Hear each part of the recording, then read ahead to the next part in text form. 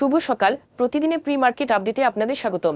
সূচক 31.85 পয়েন্ট বা 0.59% বেড়ে 5,448 পয়েন্টে স্থির রয়েছে। বাজারে লেনদেনের পরিমাণ দাঁড়িয়েছে 619 কোটি টাকা, যা আগের কার্যদিবসের তুলনায় 11.13% কম।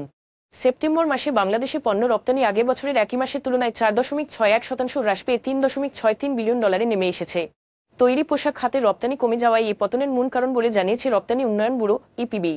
সেপ্টেম্বর মাসে বাংলাদেশ $2.69 বিলিয়ন রেমিটেন্স আয় করেছে, যা আগের বছরের একই মাসের তুলনায় 11.72% বেশি।